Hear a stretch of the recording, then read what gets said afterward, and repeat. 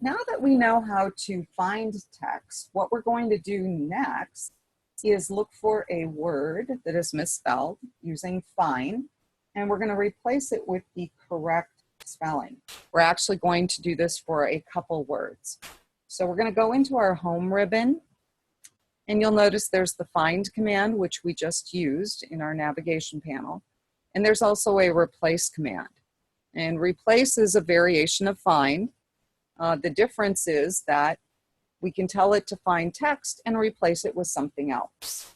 So what we want is we want it to look up sky with the E on the end, and that is misspelled. So we want it to replace that text with sky that doesn't have the E. And there's two different ways that you can execute.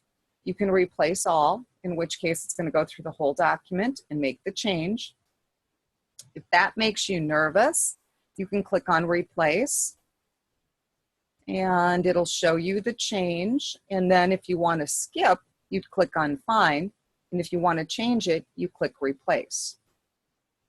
So let me see. Yep, I'm going to have it keep looking. And yes, I want it to go from the beginning. So now it found another one, and I'm going to replace that. Okay, now, if you aren't concerned about the changes, and you just want it to do everything all at once, hit replace all.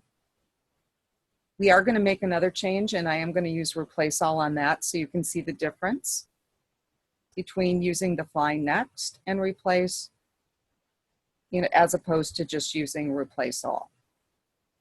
So we're going to have it look for the word class. And we're going to have it replace the word class with the word category. Whoop, hopefully you spell that right. Okay, and instead of doing the find next with replace, we're just going to use replace all. So yes, I do want it to look at the beginning, and it did make 6 replacements. Okay, so do you want to continue searching? I'm going to say yes, because I want it to look for everything. And at this point, it's done. So I'm going to click OK. So what it basically does is it goes from your insertion mark down. So if your insertion mark isn't at the top, then it comes back and says, do you want to start from the beginning? And you can say yes. And that way you can catch everything. Now, if you have your insertion mark at the beginning, I'll undo that. If you have it way up here and you go into replace, you can do a replace all, and this is what you're going to see. Okay, so if you have it up at the top and you do the replace, it's going to catch everything. If your insertion mark isn't at the top, it will come back and ask you if you want it to start at the beginning, in which case you're going to say yes. So at this point, we are done making the replacements, and we're going to hit save.